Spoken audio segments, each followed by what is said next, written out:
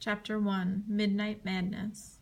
I looked at my best friend, Simon. "I dare you," I said. "Get lost," he replied.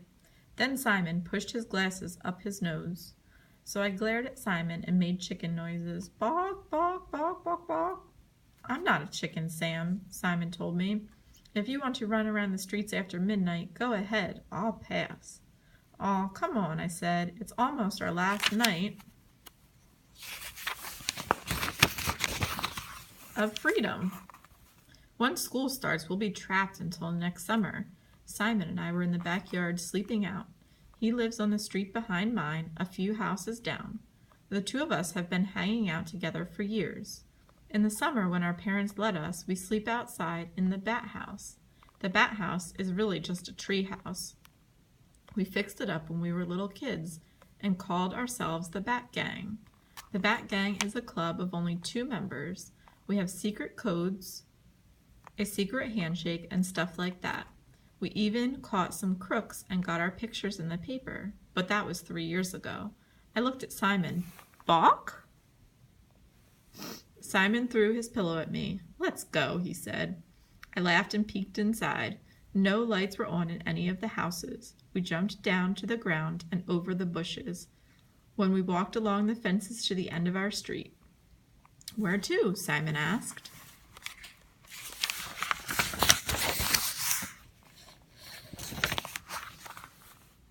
"Let's go to the park." We ran down John Street and across Oak. The park was empty this late at night. No little kids and their mommies to bother us. Simon and I hit the swings. We pumped hard and jumped off, flying through the air. We charged up the slides and ran back down. You can't do that when people are around. You get yelled at by other kids' parents. I ran over to the sandbox and found a ball someone had left behind. I threw it at Simon's head. A hit! Simon's glasses flew off and he yelled at me. Then he grabbed his glasses, dove for the ball, and threw it at my leg. The 2 of us played catch until we were so tired we flopped down on the grass. "Hey, Simon, what time is it?" Simon looked at his new watch. He pressed a button so it lit up. "It's 2:11:18. Simon has this cool watch he got for his birthday last week. His watch said it was 11 minutes after 2, pretty late, plus 18 seconds. Simon even uses his watch to time stuff. For instance, I know how long he takes in the bathroom. Hey, buddy, more than I want to know. We lay there on the ground, looking at the stars. My breath slowed, and I felt really happy. I mean, school was starting and stuff, but being outside at night with your best friend was cool. No one to bother us, and everything was so quiet. I just felt kind of powerful. It was like the 2 of us owned the world. "You want to go back?" asked Simon. I shook my head. "Not yet. In a minute. I'll set the timer." Simon pushed at the button on his watch. Sure enough, the time went beep. "Time's up. Let's go." Sometimes Simon is a real pain. Then we heard another sound. Some kind of car was coming down the road, moving slowly. It wasn't like a normal car would go. "Maybe it's our parents looking for us," Simon said. I nodded. Simon and I have gotten into lots of trouble over the years.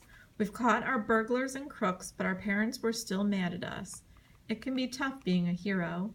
If Mom and Dad catch us out here, we're dead meat, I said. So we snuck off into the bushes and waited.